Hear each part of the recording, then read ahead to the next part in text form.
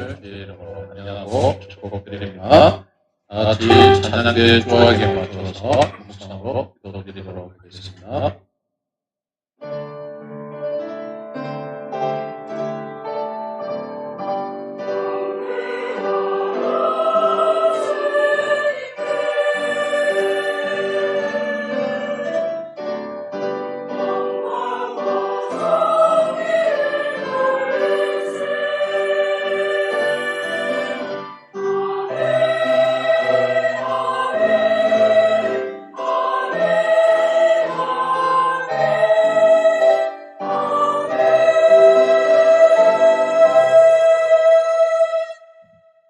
하나님 은혜를 감사합니다. 오늘도 복되고 귀한 나라를 저희들에게 허락하여 주시고 주님의 전에 나와 주님만을 예배하는 예배자로 불러주시니 감사합니다. 주님 저희들의 마음을 주님께서 응답하여 주시고 저희들이 한 주간 지내며 저희들의 모든 삶을 주님 앞에 고백하기에 그 고백들이 주님 앞에 일러되게 하여 주시고 우리의 잘못을 용서하여 주시며 저희들의 모든 삶을 주님께서 온전히 주장하여 주시옵소서. 오늘 또한 주님만을 바라보며 주님만을 집중하며 나아갑니다. 주님 말씀이 말씀되게 하여 주시고 그 말씀이 우리의 영을 새롭게 하는 귀한 시간 되게 하여 주시옵소서. 우리 예수님으로 기도드렸습니다. 다같이 찬송 드리겠습니다. 찬송가 363장 내가 기쁜 곳에서 찬양 드리겠습니다.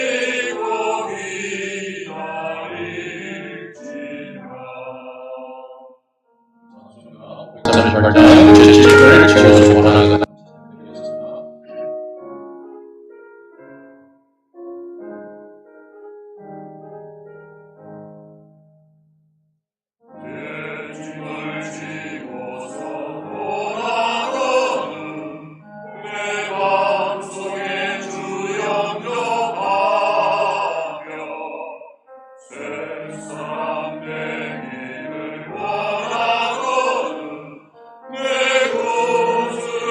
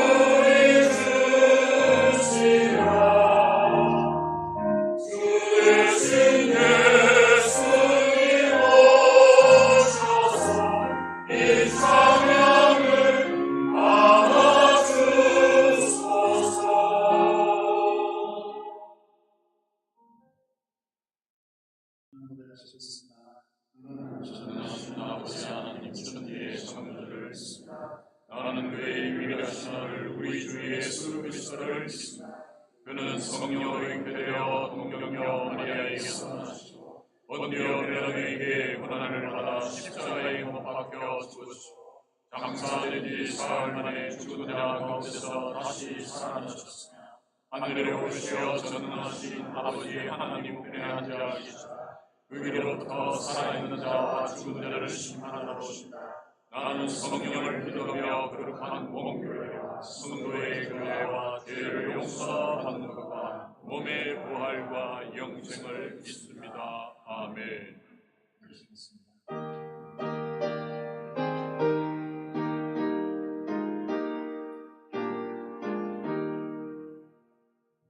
세상이 깜깜하여서 참 빛이 없었더니 더 빛나는 영광 나타나 온 세상 빛이었네. 영광의 주, 영광의 주, 밝은 눈이 내게 비추었네. 영광의 주, 영광의 주, 이 세상에 비춰도 오직 주 예수님. 그 말씀을 믿는 사람은 그 마음이 시원하고 그 명령을 준행하는 자 그 길이 환하겠네. 영광의 주, 영광의 주, 밝은 눈이 내게 비추었네. 영광의 주, 영광의 주, 이 세상에 빛은 오직 주 예수님. 죄 가운데 사는 사람은 그 눈이 어두워도 그 죄악을 씻는 날에는 그 눈이 밝아지네. 영광의 주, 영광의 주, 밝은 눈이 내게 비추었네.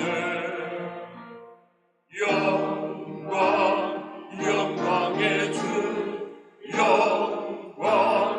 영광의 주, 이 세상에 빛은 오직 주 예수님.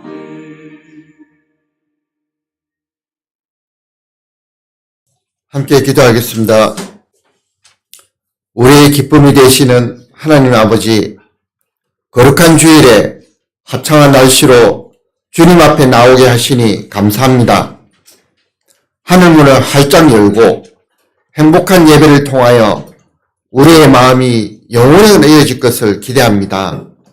하나님이 주신 거룩과 정결을 가지게 하소서. 하지만 우리는 그러하지 못하였습니다. 주님의 깨끗함을 더러움으로, 주님의 거룩함을 더러움으로 이어지는 우리의 모습은 부끄럽고 추한 모습만 보입니다. 하나님을 믿지 아니하고 거룩함을 나타내지 않고 부족하고 연약한 우리의 모습이 불신과 불순종으로 이어지는 믿음이 없는 모습, 이전 세태를 비판하고 누군가의 잘못을 지적하는 모습, 이 모습이 출애굽의 이스라엘 백성과 똑같이 온 마음으로 답습하는 잘못된 신앙 습관과 태도가 없는지 바울의 고백처럼 공고한 사람임을 우리가 됨을 자복합니다. 주의 거룩한 사랑으로 용서하시어서 깨끗하게 되길 원합니다. 우리 교회가 잃어버린 영혼을 주님에게로 돌아오는 교회가 되길 원하며 지혜롭고 창의적인 마음으로 잃어버린 양을 찾는 마음, 한 영혼 품어서 태신자를 사랑하게 하시어 섬기게 하시고 기도하는 주님의 마음으로 예배하는 그런 교회가 되기를 원합니다.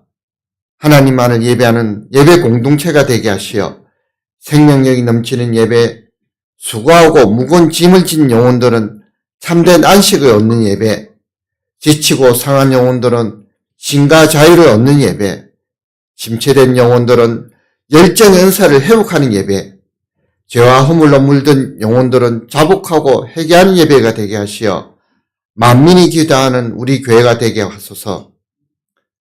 귀한 교회 정축에 하나님의 선한 능력이 임하기를 원합니다. 모든 것이 기도로 시작하여 기도로 마무리되기를 원합니다. 다가오는 가정의 달에 임하여 교회에서 정하여 주신 사역 일정에 하나님의 무한한 사랑과 예수님의 손길과 성령님의 은혜가 임하는 사역이 되길 원합니다. 교육부에 속한 유년부, 학생부, 청년부의 사역자와 교사들에게 하나님의 은혜를 주시고 그들의 수고를 축복하소서. 변화된 조직의 학생부, 청년부 사역자와 교사에게 능력을 다하시어 성령의 능력으로 덮어주시기를 간절히 원합니다. 주님이 키워주시는 그들의 미래를 책임져 주소서. 공동체를 섬기는 일에 전적으로 헌신하는 일은 순종입니다.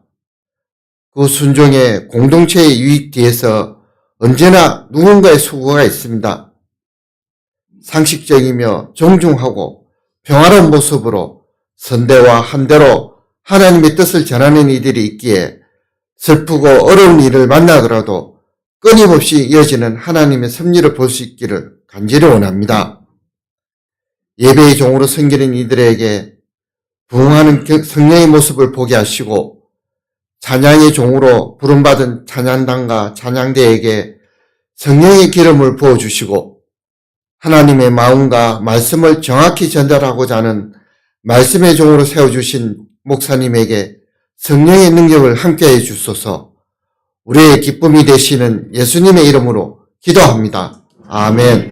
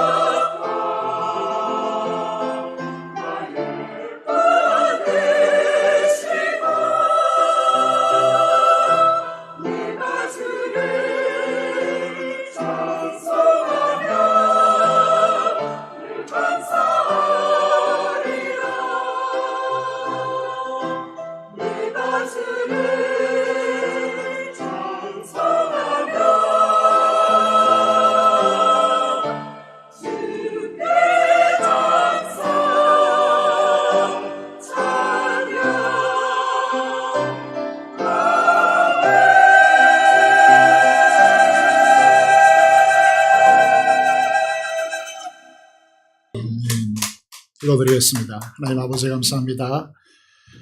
우리 이 자리에 불러주시고 하나님 아버지 하나님의 말씀을 듣는 시간을 주심을 감사합니다. 이 예배는 모든 심령 위에 성령 충만하게 해주시고 하나님을 향하여 마음을 다하여 나가게 하시며 우리 성도들의 간절한 기도마다 기름 부어 역사하여 주셔서 그 소원을 만족케 하여 주시고 소망의 항구로 인도하여 주시기를 간절히 소원을 드립니다.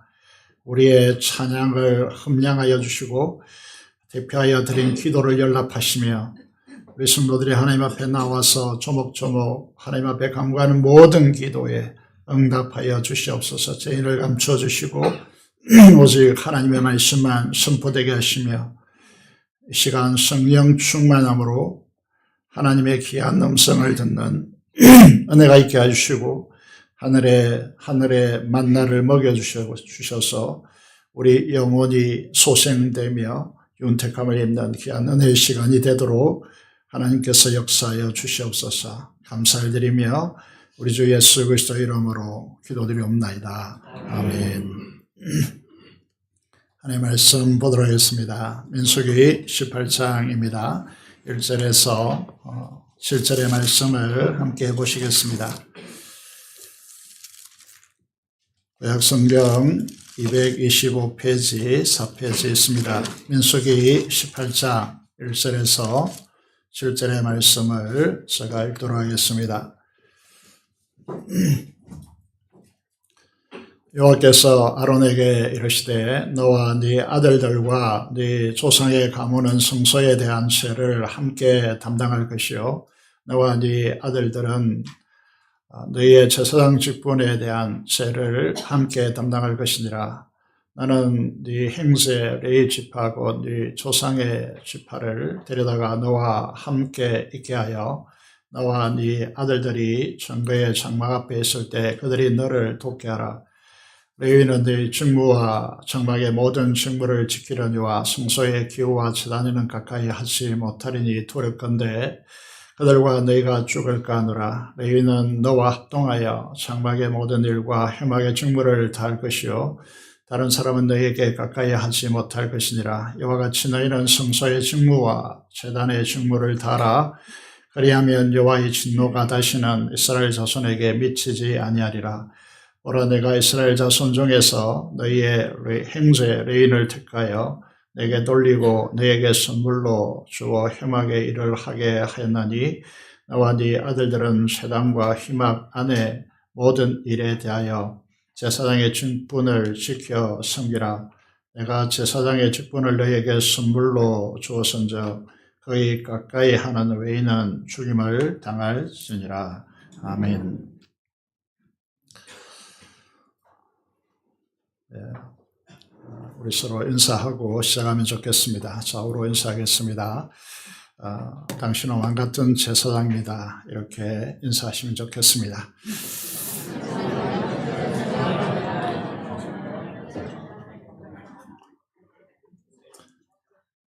네, 오늘은 그리스도인은 누구나 다 제사장입니다. 라는 제목으로 하나님의 말씀을 선포하고자 합니다. 깨닫는 은혜와 하나님의 임재의 영광 안에서 여러분을 향한 하나님의 음성을 듣는 은총이 있기를 주님의 이름으로 축복합니다. 농사를 지으신 분은 알겠지만 땅이 중요하죠. 토질이 중요합니다. 땅을 우리는 근본이라고 이야기하죠. 신앙에도 근본이라는 게 있습니다. 잠언 1장 3절의 말씀을 보면 근본이라는 말이 등장하죠. 지식의 근본은 하나님을 경외하는 것이다 라고 말씀하고 있습니다. 공부를 잘하고 IQ가 높고 많이 아는 게 중요한 것이 아닙니다. 근본이 중요하죠. 그 근본은 무엇입니까? 하나님을 경외하는 것입니다. 지난주에 하나님을 두려워하라, 경외하라 라고 말씀을 전하였습니다. 미련한 것이 무엇이냐 하면 하나님의 말씀을 멸시하는 것이다. 그렇게 말씀하고 있습니다. 그 결과는 위험하다 말씀하고 있는 것이죠. 하나님을 경외하는 것에는 경외한다면 하나님을 두려워한다면 반드시 따라오는 것이 그의 명령을 지키는 것이다. 말씀에 순종하는 삶이다. 그렇게 말씀하고 있습니다. 모든 인간의 근본은 하나님을 경외하고 그 말씀을 순종하는 것이다. 그렇게 말씀하고 있습니다. 여기 하나님께서 약속하고 있습니다. 어떻게 약속하고 있습니까? 천하가 두 쪽 나더라도 하나님은 반드시 그 약속을 지키시는 분이십니다. 겸손하여 하나님을 경외하면 하나님께서 내어주시는 부자, 이렇게 말하죠. 하늘이 내어주는 부자가 되고 하나님의 극치라고 하는 영광을 누리게 되어지고 이 주 예수 그리스도의 생명을 이제 부여받게 되어지는 것이죠. 누리게 되어지는 것입니다. 최근에 이제 우리 교회 나온 성도님 한 분과 통화를 하는 과정에서 재건교회, 부산교회와 보니 그 중심이 성경 중심적이고 성도들이 참 순수하고 착하다라는 표현을 했습니다. 우리가 아무리 그렇다고 우겨서 되는 것이 아니고 느끼는 것이죠. 우리 교회는 겸손하여 여호와를 경외하는 공동체, 교회가 되기를 원합니다. 그래서 그 하나님의 축복으로, 하늘의 축복으로 부자가 된 사람들, 이 땅의 사람들이 어떻게 할 수 없는 그런 사람들, 하나님의 극진 영광을 누리는 자들, 예수 그리스도의 생명으로 충만한 성도들이 되시기를 주님의 이름으로 축복합니다. 새벽에 기도하는데 하나님께서 이런 마음을 주시더라고요. 그래서 나누고자 합니다. 시편 37편 4절에서 6절의 말씀입니다. 하나님을 경외하고 그 말씀에 기꺼이 순복함으로써 하나님을 기쁘시게 하는 사람이 되기를 원합니다. 더 나아가서 하나님을 기뻐하십시오. 그러면 하나님께서 어떻게 하시겠다고 말씀하십니까? 요즘 우리나라 이제 해외에 간 축구 선수 중에 이강인이라고 하는 축구 선수가 있는데 두각을 나타내고 있습니다. 이 선수를 가만히 보면 경기를 즐기고 있습니다. 그래서 즐기는 사람을 감당할 수가 없는 것이죠. 하나님을 기뻐하는 것이 우리의 능력이다. 우리의 힘이다. 이렇게 말씀하고 있습니다. 그래서 하나님을, 여호와를 기뻐하는 사람을 세상이 감당할 수가 없는 것이죠. 하나님을 기뻐하면 우리가 간절히 원하는 것을 하나님께서 이루어 주신다라고 약속하고 있습니다. 여러분 간절히 원하는 소원이 있습니까? 그러면 여호와를 기뻐해 보십시오. 그러면 하나님께서 응답해 주실 것입니다. 여러분의 길을, 내 길을 여호와께 맡기라고 그렇게 말씀하시고 그를 의지하면 그렇게 말씀하고 있습니다. 일이 신앙인들에게 쉽게 보이는 것 같지만은 그렇지 않습니다. 사람과 환경으로 스트레스를 받지 마십시오. 하나님을 철저히 신뢰하십시오. 그리하시면 하나님이 어떻게 하시겠다고 약속하고 있습니까? 치열한 경쟁의 세상 속에서 모함과 시기와 질투와 착지의 환경 속에서 하나님은 여러분의 의로움을 빛같이, 여러분의 공의로움을 정오의 태양같이 그렇게 드러내실 것이다. 빛나게 하실 것이다. 약속하고 있습니다. 어느 누구도 함부로 여러분을 무너뜨릴 수 없는 그런 사람들이 될 것이다. 그렇게 약속하고 있습니다. 사업가와 직장인 여러분들을 그곳에 보내진 여러분들은 그곳에 보내진 왕같은 제사장임을 깊이 기억하셔야 됩니다. 우리가 잘 알고 있는 베드로전서 2장 9절을 함께 읽어보도록 하겠습니다. 잘 안 보일 수도 있는데 많은 분들이 알고 있는 구절이죠. 함께 읽겠습니다. 그러나 너희는 택하신 족속이요 왕같은 제사장들이요 거룩한 나라요 그의 소유가 된 백성이니 이는 너희를 어두운 데서 불러내어 그의 귀한 빛에 들어가게 하신 뒤에 아름다운 덕을 선포하게 하려 했습니다. 라고 말씀하고 있습니다. 하나님 우리를 어떻게 부르십니까? 너희는 택하신 족속이다. 왕이다. 제사장이다. 그의 소유된 백성이다. 구원의 영광에 들어가게 하신 하나님의 아름다운 덕의 선전자이다. 이렇게 우리를 부르고 있습니다. 이것을 한마디로 요약하면 무엇이 되겠습니까? 나는 그리스도인이다. I am a Christian이다. 이렇게 우리는 말하게 되는 것입니다. 이 한 절 안에 왕, 제사장, 선지자의 직분이 들어가 있습니다. 그리스도라고 하는 것은 왕과 선지자, 제사장의 직분이 하나로 통합된 직분이 그리스도라고 하는 이 말입니다. 우리를 그리스도인이라고 그렇게 부른다는 것은 이 세 가지 직책을 우리에게 주셨다. 굉장한 자부심이 걸린 이름이 크리스찬이라고 하는 이름이라는 것이죠. 우리는 고린도후서 5장 17절을 누구나 다 알고 있습니다. 누구든지 이제 이게 제한이 없죠. 그리스도 안에 있으면 그리스도 안에 어떻게 있게 되죠? 예수님을 나의 구주로 마음속에 영접하면 그리스도 안에 있게 되어집니다. 이 사람들은 새로운 피조물입니다. 이전 것은 지나갔고 보라 새 것이 되었도다라고 그렇게 기록하고 있습니다. 사도 바울은 크리스찬들을 바라보면서 보라 새 것이 되었도다. 여기에 엄청난 희열과 감격을 가지고 이 말씀을 기록하고 있습니다.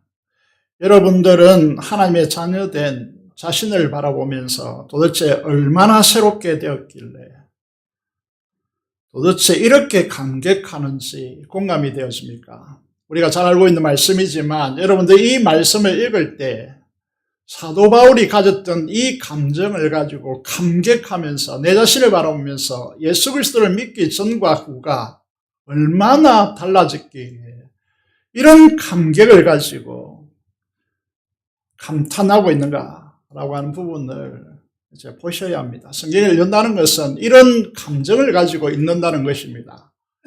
그래야 성경이 의미 있게 다가오게 되어지죠. 우리 교회는 이 새로운 피조물, 새롭게 된 이 감격에 대해서 네 가지로 정리해서 가르치고 있습니다. 여러분은 하나님의 영광을 분여받은 예수 그리스도를 하나님께서 낳으셔서 창세전에 그 아들에게 하나님의 영광을 분여한 것처럼 우리가 하나님의 자녀 되게 하기 위해서 하나님께서 예수 그리스도에게 분여한 그 영광, 하나님 되게 한 그 영광을 우리에게 분여하셔서 하나님의 자녀가 되게 하셨다라고 그렇게 우리에게 말씀하고 있습니다. 이것이 우리가 복음 중에 복음으로 정리하고 있는 한 부분이죠. 두 번째는 하나님의 자녀이기 때문에 하나님의 어마어마한 그 나라를 기업으로 우리에게 상속하셨다라고 하는 부분입니다. 세 번째는 우리가 도대체 누구인데 하나님의 아들 예수 그리스도 그분의 신부로서 그분과 결혼의 원리죠. 한 분 되어서 연합된 신부로서 존재하고 있다는 것입니다. 예수 그리스도 안에 연합됐기 때문에 우리는 지금 하나님 보좌 우편에 주님과 함께 앉아서 세세토록 왕노릇하는 이런 위치에 우리는 이미 가 있다라고 우리에게는 복음의 핵심을 이렇게 가르치고 있습니다. 여러분 느낌이 오십니까? 이것이 얼마나 엄청난 이야기인지 여러분이 아십니까? 그래서 숫자를 가지고 이게 다가오지 않기 때문에 숫자를 가지고 좀 말씀드리겠습니다.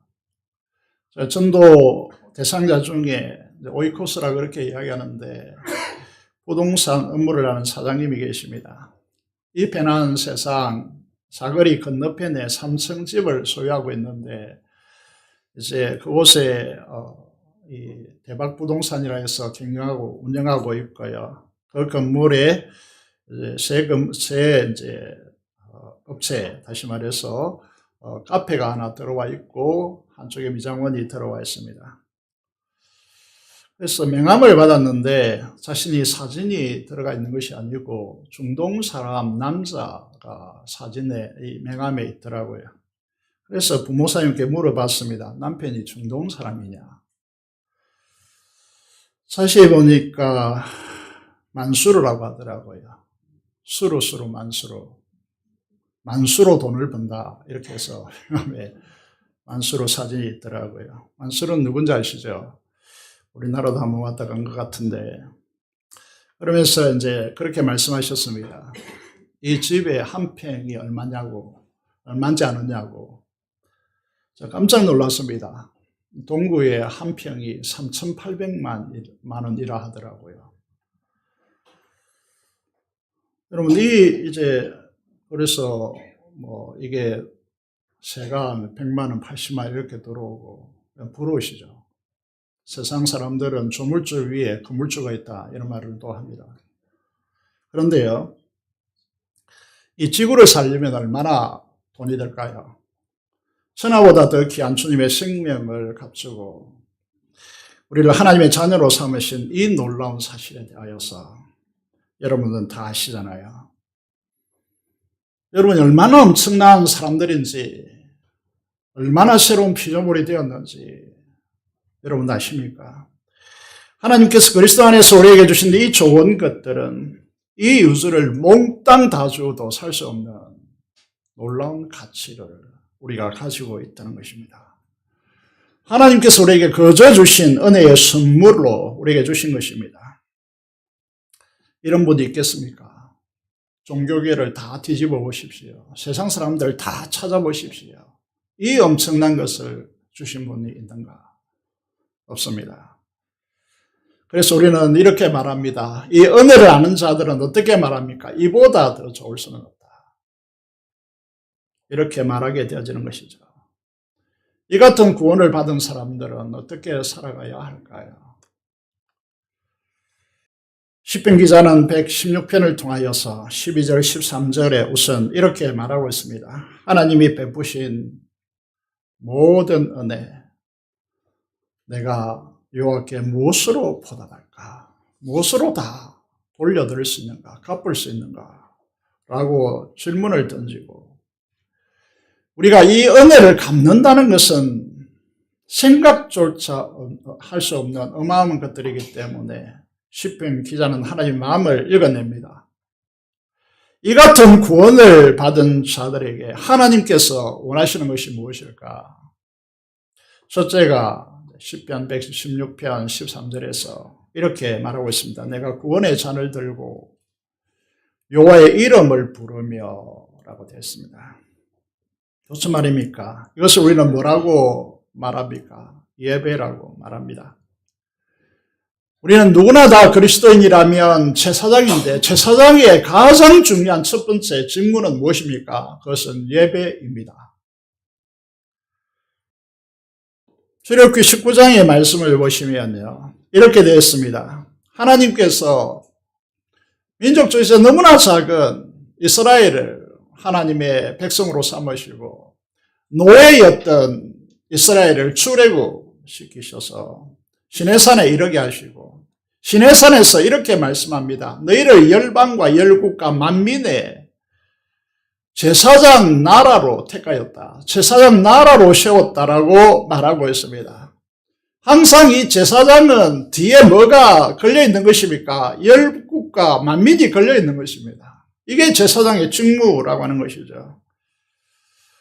여러분, 이 제사장 나라로 하나님께서 우리를 불러주셨습니다. 신약교회도 전혀 다르지 않습니다. 제사장 나라로서 사명을 감당하기 위해서 아주 세밀하게 구조화 되어져 있음을 레위기나 모세오경을 통해서 우리는 읽습니다. 구조는 이렇게 되어 있습니다. 성막을 중심으로 해서 이제 레위인이 레위의 아들들이 배치되어 있습니다. 그리고 고핫 자손 중에서 특별히 아론과 그 아들들을 제사장으로 삼으시고 아론의 아들들을 대제사장으로 그 중에 택하여서 세우십니다. 이 성막은 이제 이 모든 이스라엘의 핵심이고 중심인데 성막을 왜 하나님께서 주시는 것입니까? 성막은 하늘에 충만한 하나님의 영광의 하나님께서 우리를 만나 주시기 위해서 좀 신학적 표현을 써서 죄송합니다만은 자신을 축소시켜서 우리 가운데 임하시는 장소, 그것이 성막이다라고 말하고 있습니다. 우리를 만나주시고, 우리와 교통하시고, 그분이 가지신 영광과 거룩한 사랑으로 우리에게 채워주셔서 하나님의 자녀답게 하기 위해서 우리를 예배자로 부르시는 것입니다. 세상의 가장 중요한 직무는 영광의 하나님이 이곳에 임재하셔서 구속받은 하나님의 자녀들을 만나시기를 원하시는 것입니다.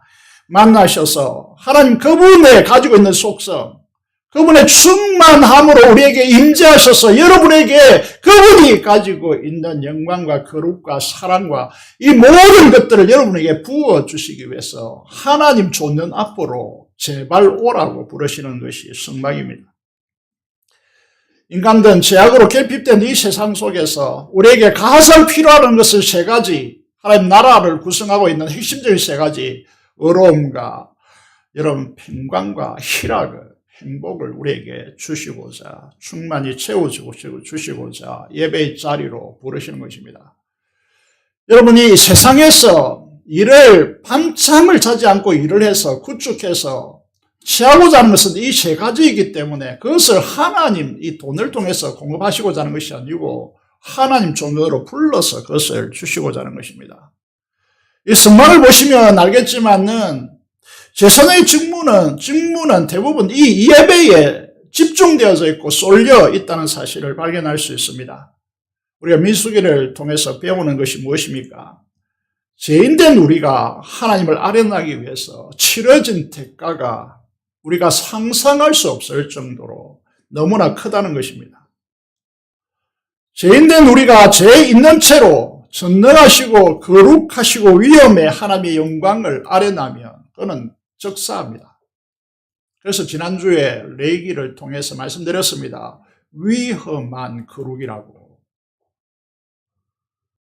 그렇기 때문에 우리는 어떻게 해야 됩니까? 하나님 존재 앞에 나오기 위해서 회개의 시간을 반드시 교회는 가집니다. 지난주에도 말씀드렸습니다. 하나님의 아련하기 위해서 떠드는 것이 아니고 우리의 죄를 한 주간 동안 돌아보면서 주님의 보혈의 피로 씻고 하나님을 만나기 위해서 준비하셔야 된다라고. 정결한 후에 죄를 처리하고 정결하게 한 후에 하나님을 만날 수 있습니다. 이스라엘 백성들이 지난주에 반역으로 인해서 세 가지 반역으로 인해서 그들이 어떻게 되었는가를 말씀드렸습니다. 여호와로부터 나타난 불로 타 죽고 땅이 입을 벌려서 집어 삼킨 바 되어지고 연병으로 모세와 아론이 막았었지만 그 순식간에 일어난 일로 17,800명이 연병으로 죽었습니다. 그래서 이스라엘 백성들이 이 사건을 경험하고 난 뒤 두려워서 이렇게 말합니다. 민수기 17장 13절의 말씀을 보시면 여호와의 성막에 가까이 나아가는 자는 다 죽으니 우리가 다 망해야 합니까? 라고 하소연하게 되어지는 것이죠. 그래서 민수기 19장의 말씀을 보시면요. 이렇게 하나님께서 말씀합니다. 온전하고 흠이 없고 아직 멍에를 매지 아니한 붉은 암송아지를 제사장이 진영 밖으로 끌어내어서 죽이고 그 피에 모든 손가락을 찢고 그 피를 성막 앞을 향해 7번 뿌리고 이제는 우슬조 이런 것들이 있었는데 이걸 우슬조로 뿌리는데 아예 그걸 다 한꺼번에 태워버리고 제사장이 직접 10손가락을 찍어가지고 해막을 향하여 앞을 향하여 7번 뿌리고 그 암소도 이렇게 다른 제사는 무슨 부위 떼내고 이렇게 하는데 그건 통째로 다 전부 불사르고 정결한 암송아지 탄 죄를 거두어서 물에 타서 물로 만들고 그것으로 씻으라고 그리고 옷도 깨끗이 빨모로 정결하게 하라고 그렇게 하나님께서 요구하십니다. 무엇을 상징하는 것입니까?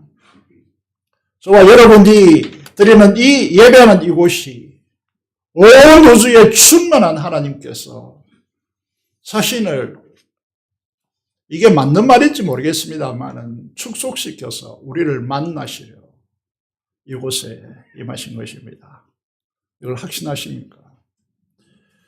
여러분이 이 자리에 예배자로 와 있다는 이 사실이 얼마나 감격적이고 하나님께서 이곳에 임하여 계신다라고 하는 사실을 확신한다면 여러분 어떤 자세를 여기에서 취해야 되겠습니까? 죄인된 우리가 어떻게 거룩하신 하나님 앞에 용납되었는가를 여러분 생각해야 된다는 것이죠. 우리의 죄의 심히 죄됨을 여러분이 보지 못하면 예수 그리스도의 십자가의 사랑은 아무런 의미가 없다라고까지 어떤 분은 말했습니다. 죄 있는 우리가 영광과 위엄에 거룩한 하나님을 배우는 것은 그래서 위험한 것이다 라고 표현하는 것입니다. 예수 그리스도의 보혈로 제사함과 제시슴 없이는 하나님을 아뢰난다는 것은 불가능합니다. 제사제들은 바로 이런 의미를 가지고 있는 것입니다. 죄의 정화입니다. 여러분, 예배하는 것이 쉽다라고 생각하는 분들은 정말 미안한 말이지만 다시 한번 생각해 봐야 될 문제입니다. 모세오경을 축약한 축약판이 신약의 히브리서입니다. 히브리서 12장 14절의 말씀을 보면 이런 말씀이 있습니다. 거룩함과 합행함이 없이는 아무도 주를 보지 못한다. 여러분, 예배 자리에서 예배 드리면 그냥 되는 것 같아도 우리가 거룩함과 화평함을 추구하지 않으면, 없으면, 이것이 없이는 아무도 주를 볼 수가 없다라고, 예배가 의미가 없다라고 말씀하고 있는 것입니다. 민수기 15장에 보시면 출애굽한 세대가 가나안 땅에 들어가기를 거부했기 때문에 그 강야에서 다 죽습니다. 40년을 해전하면서 죽기까지 기다린 것입니다. 그런데 그 다음 세대가 들어가기 때문에 반역한 이스라엘 자손들을 위해서 민수기 15장에 예배를 드리라고 제사 제도를 다시 한번 하나님께서 선포하십니다. 제사 제도는 잘 아시겠습니다만은 5가지, 번제, 속제제, 속건제, 하목제, 소제 5가지 제사가 있습니다. 이 제사를 드리는 방법으로 4가지가 있죠. 불로 태워 드리는 화제, 그리고 하나님을 향하여 높이 올려 드리는 요새, 그리고 이 거제, 그를 흔들어 기쁨으로 표현하는 요새, 그리고 제물에 포도주나 기름을 부어서 드리는 전제가 있습니다. 왜 이렇게 하나님은 교회 성도들 향하여 줄기차게 포기하지 않으시고 예배를 요구할까요? 이 성막과 제사제도는 없어질 것이 아니고 영원한 규례라고 규정하고 있습니다. 폐기하지 못하는 영원한 규례로 왜 규정할까요? 이것은 예수 그리스도 안에서 전환되어서 완성되어서 되어졌기 때문에 이렇게 되어지기 때문에 이렇게 표현하는 것이죠. 제사는 주님이 십자가로 단번에 영원한 제사로 성취하여 완성되었지만은 그 정신은 고스란히 살아있어서 더 강화되어서 우리에게 이양되어 있습니다. 예를 들어서 말씀을 드리면 디모데후서 4장 6절을 보시면요. 보시겠습니다. 여기 보시면요. 사도 바울이 이렇게 말합니다. 전제라고 하는 전제제사, 4가지 종류 중에서 전제제사를 언급하고 있습니다. 자신의 순교가 이제 디모데후서입니다. 마지막 서신이죠. 여러분, 이 사도 바울이 목에 도끼로 찍어서 사도 바울이 순교당했습니다. 그런데 자신의 순교가 가까웠음을 직감하고 있습니다. 성도들의 헌신 위에 자신의 순교의 피를 뿌려서 하나님께 드려지기를 갈망하고 있는 사도 바울의 모습을 여기서 전제라고 하는 제사 종류를 통해서 표현하고 있습니다. 이 말씀을 드리는 이유는 이같이 제사는 하나님을 향한 예배는 사라지지 않습니다. 영원한 것이라는 것이죠. 우리가 봐야 할 것이 무엇입니까? 하나님의 열심을 보십니까? 예배를 향한 하나님의 간절한 열망이 보이십니까? 하나님은 예배를 통해서 우리를 만나주시고 우리의 영원한 행복과 축복을 위해서 예배자로 하나님의 존전 앞에 나오기를 간절히 하나님은 원하고 있습니다. 예수 그리스도의 대속의 은혜를 안다면 우리는 당연히 예배를 가장 중요하고 우선순위에 최고 첫 번째로 올려놓아야 합니다. 그렇지 않으면 여러분의 신앙은 가짜일 가능성이 대단히 높습니다. 신앙의 중요한 시금석이죠. 여러분들이 예배를 갈망하지 않는다. 우리의 심령 속에 예배의 영이 우리에게 열정으로 자리 잡고 있지 못하다. 이거는 우리의 신앙이 심각한 질병을 앓고 있다라고 하는 것입니다. 몇 차례에 걸쳐서 이분의 간증을 여러분에게 소개해 드렸습니다. 건종수, 이분이 권사님인데 감리교회 성도인 것 같습니다. 이분이 폐결핵 말기로 인해서 그냥 소생하기가 힘들었습니다. 그래서 하나님 앞에 산에 올라가서 기도하는데 그런 경험이 있는지 모르겠지만 머리끝에서 발끝까지 전류가 흐르듯이 흘렸습니다. 그리고 그 경험 후에 이 폐결핵 말기, 그 당시는 폐결핵 말기는 그냥 죽었습니다.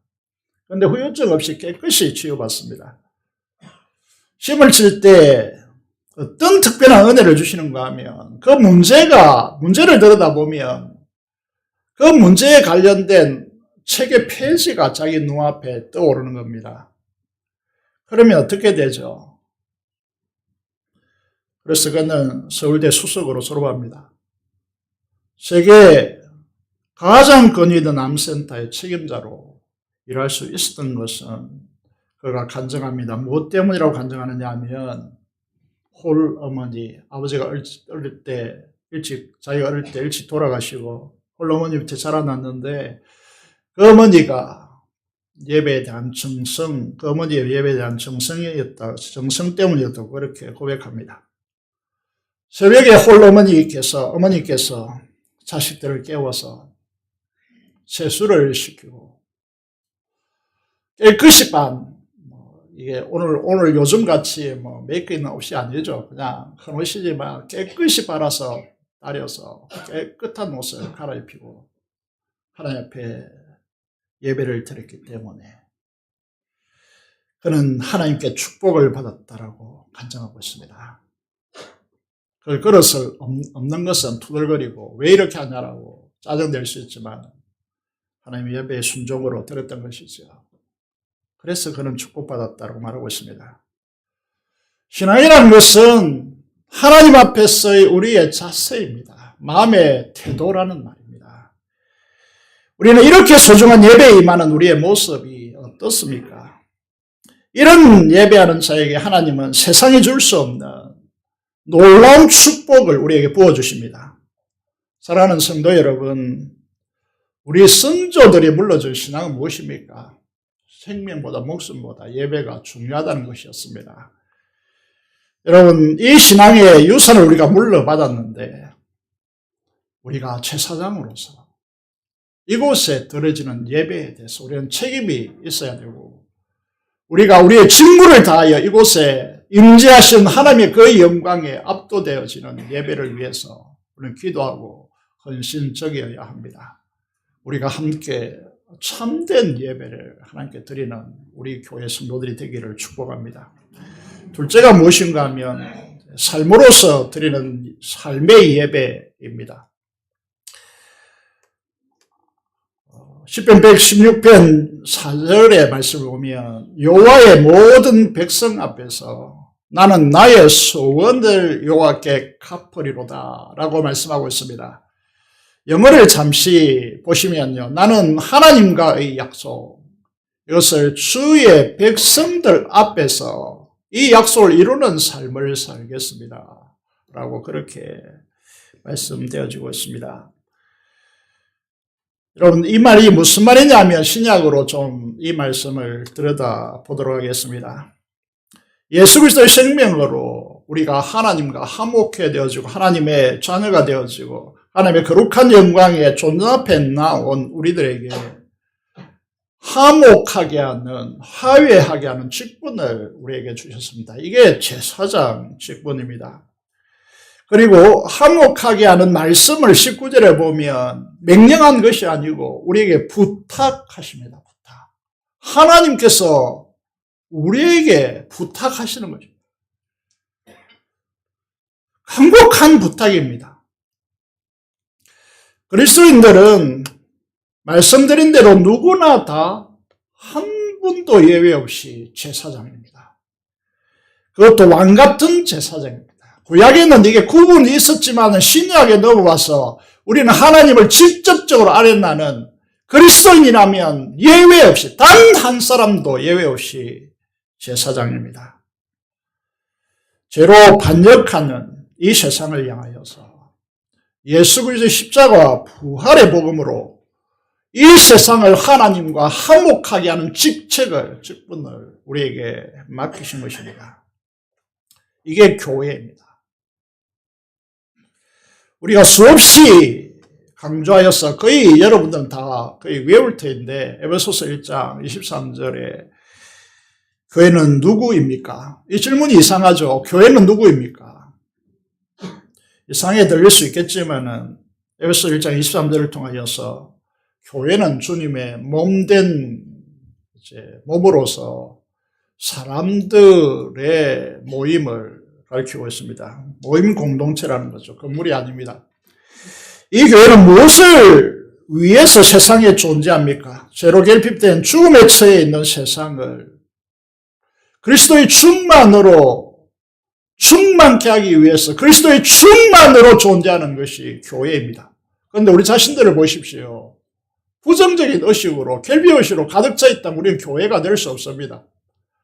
우리는 그리스도의 충만인데 그 충만의식으로 가득 차야 합니다. 자연은요 충만의식으로 가득 차 있습니다. 예를 들어서 건붕과 의암 속에서도 알을 낳는다면 2만 개를 낳는다고 되어 있습니다.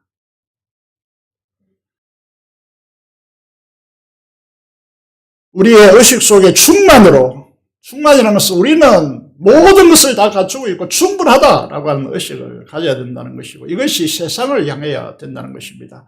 이것이 화훼의 사명, 직무, 제사장의 직무라는 것이죠. 그래서 그리스도인들에게는 사명이 중요합니다. 그래서 사명을 영어로 뭐라고 표현하느냐 하면 미니스트리라고 표현합니다.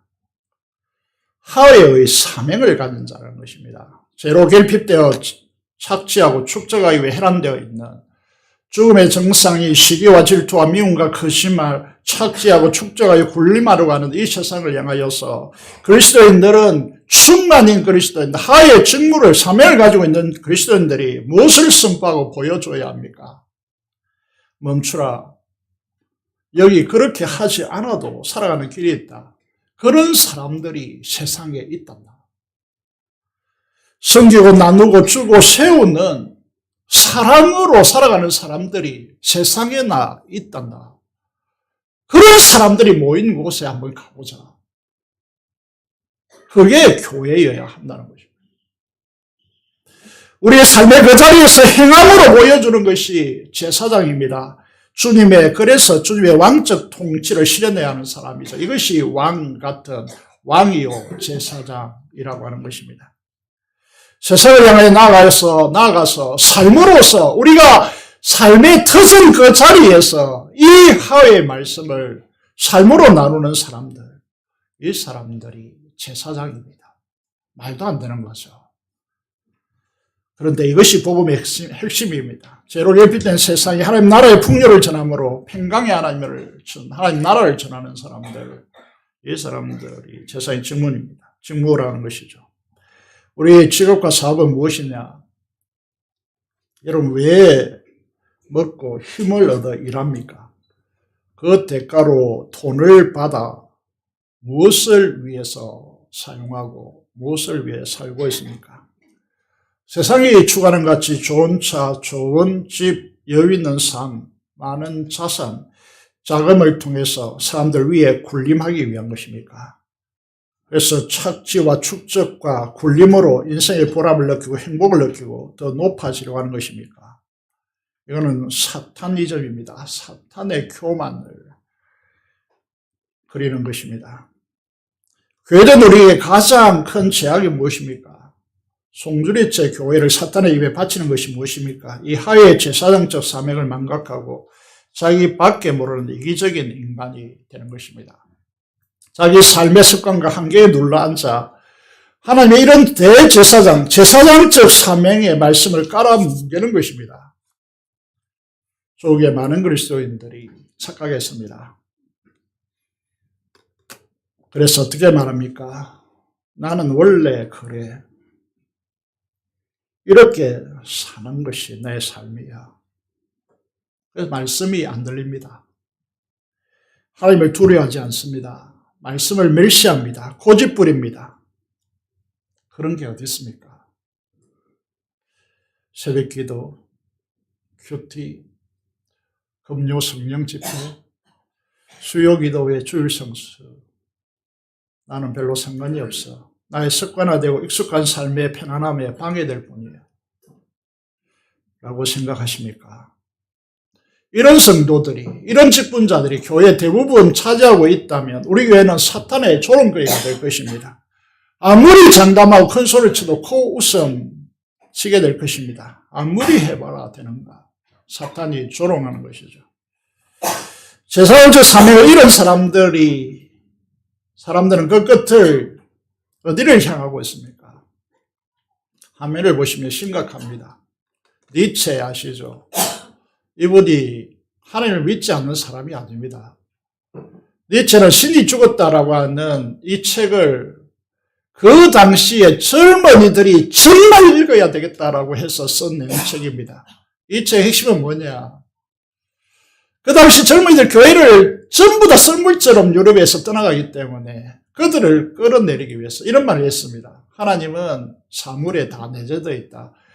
그래서 하나님은 기적의 하나님이 아니다. 부활, 물 위로 걸었다. 이런 거는 다 믿지 마라. 이렇게 말하는 책입니다. 기적의 하나님, 우리의 합리적 이성을 초월하는 하나님, 위로부터 임하는 하나님은 죽었다라고 하는 것입니다. 오늘 우리 젊은이들 말은 하지 않지만 이렇게 가고 있습니다. 동성애. 이는 우리의 인류를 파괴하는 것입니다. 마약. 여러분, 이건 얼마나 심각한지 우리는 잘 압니다. 마약이 허용된 미국 필라델피아를 보십시오. 서울 맹동 같은 그 도심에서 일어난 끔찍한 장면을 여러분 보신 적이 있을 것입니다. 약 6,000명 이상의 필라델피아 노숙인이 마치 좀비같이 생활하고 있습니다. 여러분 딱 보시면 완전히 좀비들입니다. 우리나라도 동성애를 국회에 통과시키기 위해서 정말 이게 끊임없이 노력하는 사람들이 있습니다. 그리고 우리나라 100명 중 1명은 이제 100명 중 1명은 마약을 한다라고 전문가들이 통계를 내고 있습니다. 한국이 얼마나 심각하냐. 자녀를 낳아서 그들을 위해서 헌신하며 희생하지 않으려고 하고 있고 이 정서가 우리의 조국의 미래를 암담하게 하고 있습니다. 최근에 정치인을 보고 있노라면 큰 민족적 가치를 그리는 것이 아니라 당파 싸움으로 조선 선조시대 때 모습과 이순신이 없다면 우리나라는 지금 존재하고 있을까요? 너무나 사소한 것을 가지고 자원과 국력을 소진시키고 고귀한 민족적 정서를 훼손시키고 있습니다. 이 중심에는 누가 있습니까? 누구의 문제라고 생각하십니까? 교회에서 훈련받은 제사장들인 우리의 모습 문제입니다. 빌립보서 3장 18절에서 19절을 통하여 우리를 진단해 보면 사도 바울이 교회에 편지합니다. 사도 바울이 뭐라고 합니까? 간곡한 말. 우리는 얼마나 많이 설교를 듣고 있습니까? 이 간곡한 말로 여러 번 건면했다. 다시 눈물로 호소하는 바이다. 많은 사람들이 그리스도의 원수로 행하고 있다. 저희의 마침은 멸망이요. 저희의 신은 하나님이 아니고 더 이상 배다, 탐욕이다.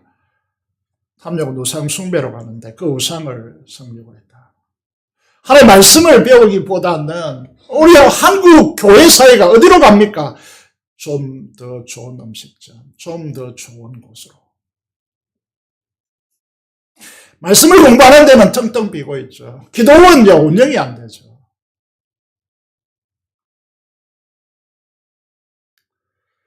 멸망의 길로 치닫고 있습니다. 마약에서 보듯이 그들의 영광은 너무나 부끄럽고 처참합니다. 그들은 하나님의 나라 위의 것을 찾는 것이 아니고 땅의 것을 생각하는 자들이라고. 우리는 이 틀에 들어있지 않는가? 우리 교회는 지금 기도의 중요성을 계속 강조하고 있습니다. 이 가라앉는 조국을 구하기 위해서, 거꾸로 돌리기 위해서 기도를 강조하고 있습니다.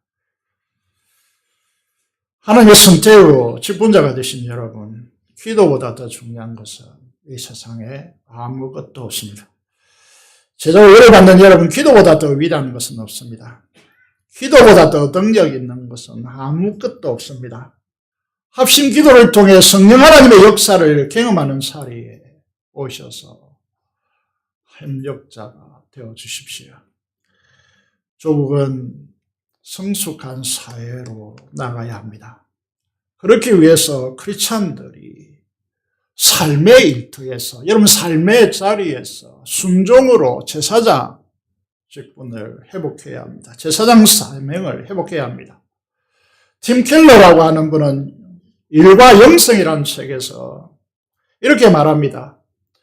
일의 그 상황, 일하는 그 일터에서 영성을 부여해야 된다고 말합니다. 무슨 말일까요? 그 일의 주인은 그리스도임을 천명하셔야 된다는 것입니다. 그리스도의 주 되심, 이것을 영어로 로드십이라고 표현합니다. 여러분의 모든 일의 주인은 예수 그리스도임을 고백하시기를 바랍니다. 사람을 보면서 저 사람이 나빠, 내 상관이 나빠, 이런 식으로 바라보면 정직이적 삶을 상실하는 겁니다. 그리고 종된 마음으로 섬김의 도를 구축하셔야 됩니다. 섬기십시오. 섬김의 삶을 구축해야 됩니다. 굴림의 철학, 높아져서 굴림의 철학을 내려놓으시고 섬김의 삶을 말씀대로 추구하셔야 이게 제사장이죠. 그리고 우리는 그리스도인들은 열심히 노력해야 됩니다. 자기가 있는 그 삶의, 그 직업의, 그 사회 분야에서 전문성을 구축하기 위해서 최선을 다해 노력해야 합니다. 그래서 유익을 가져다 줘야 됩니다. 이게 일과 영성이라는 책에서 팀 켈러가 말하고 있는 제사장 직분의 삶이라고 하는 것입니다. 숭실대 기독교 학교였습니다. 지금은 어떻게 됐는지 모르겠습니다. 숭실대 이호계 총장님이 이렇게 간증하고 있습니다. 항상 기도에 응답해 주신 하나님, 뭉클하지 않습니까? 항상 기도에 응답해 주시는 하나님. 가슴이 짠해오지 않습니까?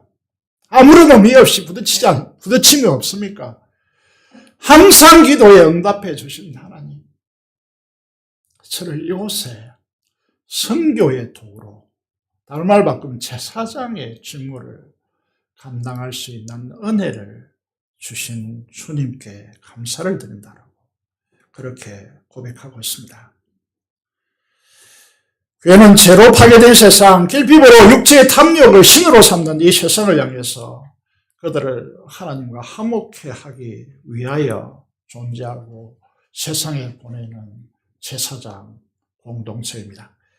사랑하는 최근부산교회 성도 여러분, 이 동구에 300명의 우리 성도들이 우리가 기도한다고 제사장 삶에 헌신한다고 무슨 일이 일어날 수 있겠는가? 착각하지 마십시오. 하나님은 늘 역사의 주인공을 다수로 사용한 것이 아닙니다. 하나님 앞에 전적으로 난 소수를 사용하셔서 이 역사를 경영해 오셨습니다. 금요일에도 말씀드렸지만은 박철록 선교사님이요, 사명이라는 책을 썼는데 그 책의 내용이 이런 것입니다. 이슬람 국가 방글라데시에서 공개적으로 복음을 전하면 죽여버린다고 하는 국가이기 때문에 그때 뭣도 모르고 가서 복음을 전했습니다. 그런데 선배 선교사님들이 오셔가지고 그렇게 하면 안 된다. 우리까지도 위험해지고 당신 가족도 보장될 수 없다라고 충고를 했습니다. 그런데 내가 선교사로 와가지고 이 복음을 전할 수 없다면 나의 존재의 의미가 없다고 생각하고 계속 복음을 전하고 그렇게 했는데 정말 하나님께서 역사하셔가지고 10,000명이 세례받고 선교사 1명이 그곳에 가서 일생을 투구해도 1명 구원받을까 말까 하는데 여기에는 10,000명이 세례를 받았습니다. 30개의 교회가 설립되었습니다.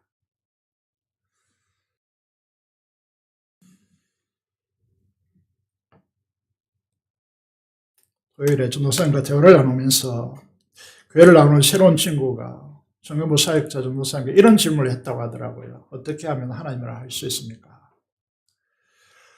저는 이 질문을 들으면서요, 대단히 고무적인 질문이라고 생각했습니다. 청년부의 새로운 역사가 시작되었다라고 그렇게 생각이 되더라고요.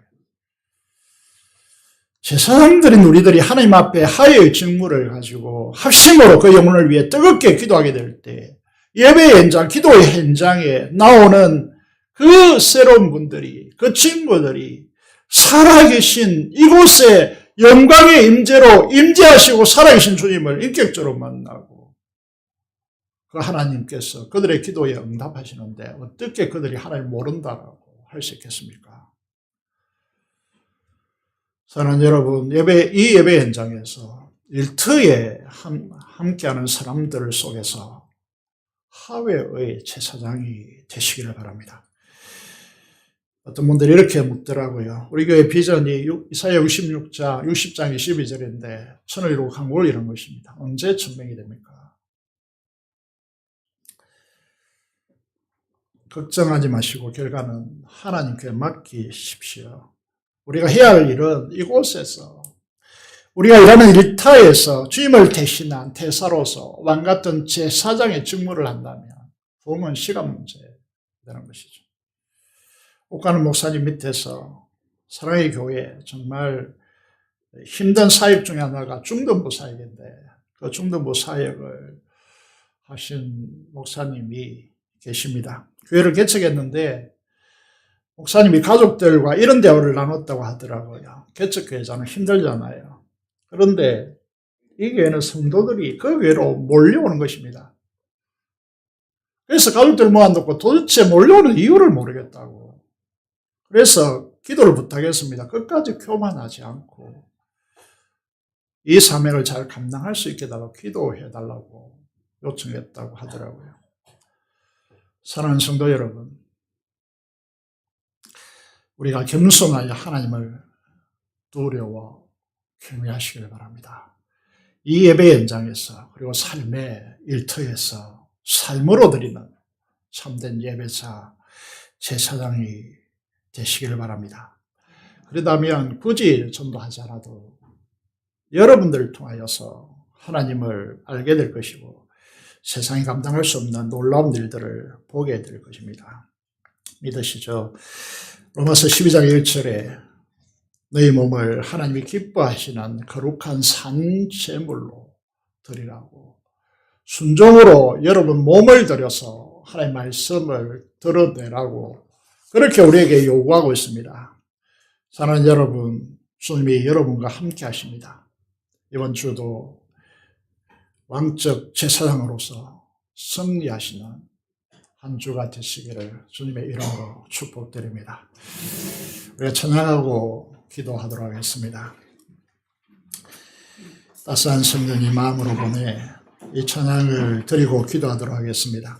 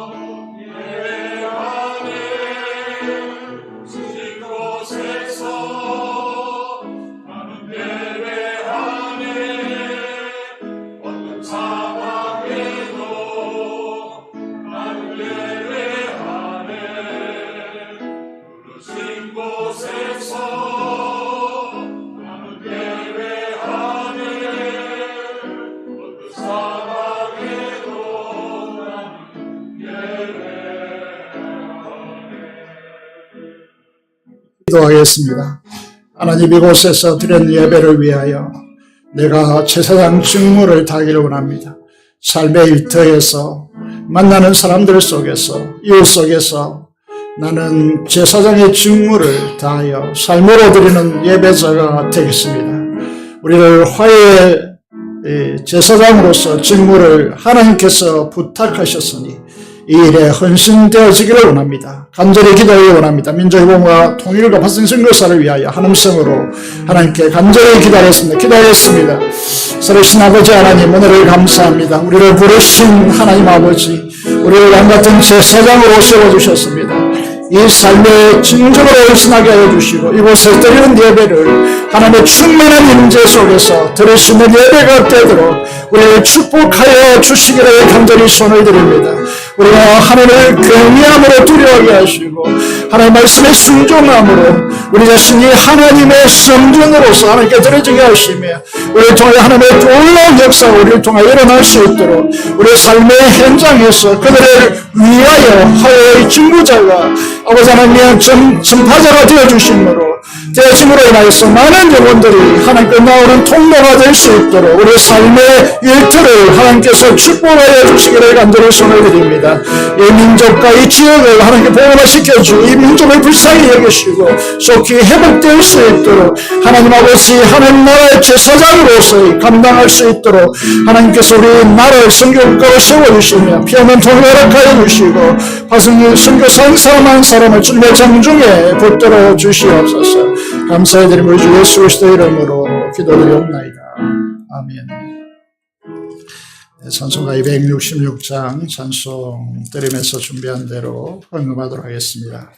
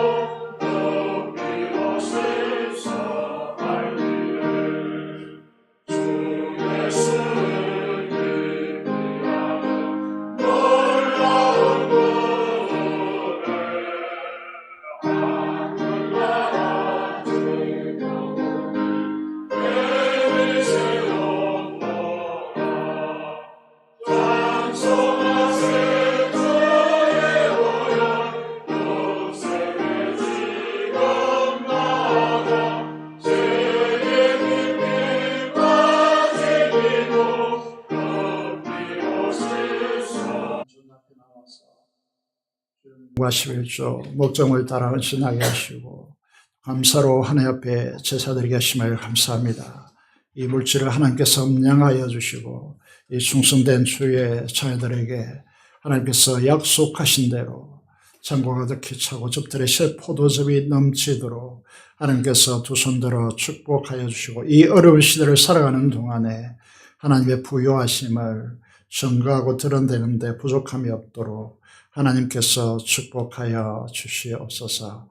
우리 성도들이 한 주간 동안 이 삶의 일터에서 제사장 직분을 감당하여 승리하게 하시고 그것을 통하여 하나님과 화목하게 되어지는 수많은 사람들이 일어날 수 있도록 이 민족을 살릴 수 있도록 우리 교회를 사용하여 주시옵소서. 감사를 드리며 우리 주 예수 그리스도 이름으로 기도드리옵나이다. 아멘.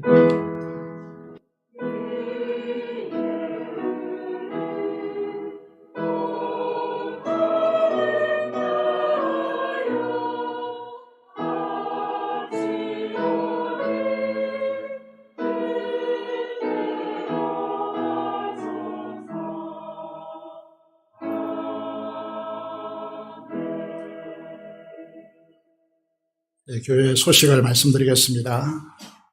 올 1일과 15일은 특세를 가지고자 합니다. 큐티와 새벽 영성을 확보하기 위한 것이죠. 내일은 많은 분들이 직장에 나가지 않을 터인데 교회로 새벽 기도에 참석해 주셔서 하나님께 드려지는 시간이 되었으면 좋겠습니다. 저희 교회가 다음 주로 연기되었습니다. 다음 주는 어린이 주일로 지킵니다. 그래서 어린이들을 위해서 장로님들이 후원하시고 또 본당을 빠져나가다 보면 가자 후원을 받고 있습니다. 여러분 하시고자 하는 분들은 이름을 적어주시면 좋겠습니다. 그리고 어버이주일 14일 어버이주일을 지키는데 다음 주에 가족 사진을 촬영하고자 하는 분들은 교육자실에 신청해 주시면 가족 사진을 촬영해 드립니다.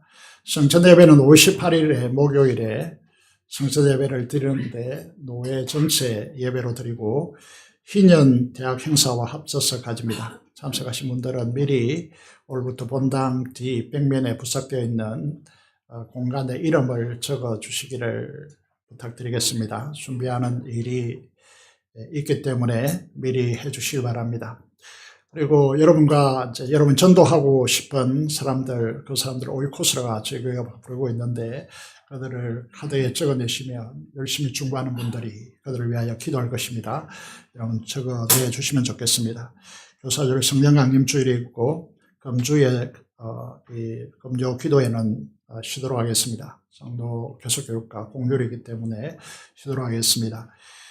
한권정 집사님을 위해서 계속해서 기도하시고 5월 5일에서 6일에 걸쳐서 4일부터입니까? 장로 계속교육이 있습니다. 위해서 기도해 주시면 좋겠습니다. 우리 김태성 목사님 유임식이 오늘 오후 4시 30분에 있습니다. 기도해 주시면 감사하겠습니다. 이상으로 광고를 드리고 오늘 우리 김성규 하성분 집사님 아들이죠. 김도윤 형제가 제대했습니다. 너무나 감사를 드리고요. 한번 일어서 주시면 큰 박수로 수고했다라고 우리 견디해 주시면 감사하겠습니다. 네, 감사합니다. 그리고 윤정수 집사님 불편한데 불구하고 예배에 참석했습니다. 함께 교도해 주시면 좋겠습니다.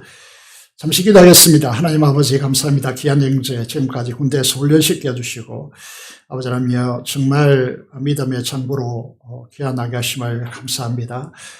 우리에게 청년부 할 일이 많은데 하나님께서 제 복음의 일꾼으로 세워주시고 공동체, 청년 공동체 속에서 많은 이들을 일으켜 세우는데 하나님께서 사용하여 주시고 그가 가는 모든 길들의 비전으로 함께하여 주시고 하나님 성령 충만케 하여 주옵소서. 윤 집사님 건강을 꼭 지켜주시고 예배 드리는데 불편함이 없도록 도와주옵소서.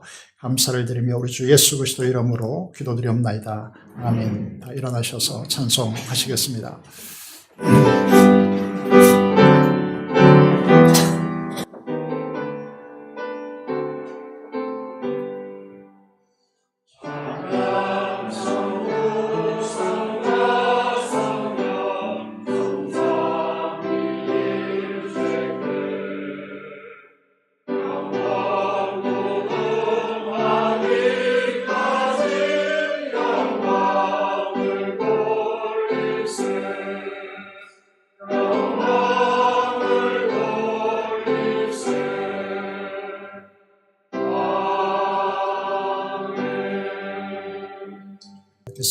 지금은 우리 주 예수 그리스도의 은혜와 하나님 아버지의 그 놀라운 사랑하심과 성령의 교통 충만 감동하심이 이 시간 제사장으로서 하회의 직무를 다하기를 다짐하는 사랑하는 성도들의 심령과 가정과 생업터전 위에 지금부터 영원토록 함께 하시기를 축원합나이다. 아멘.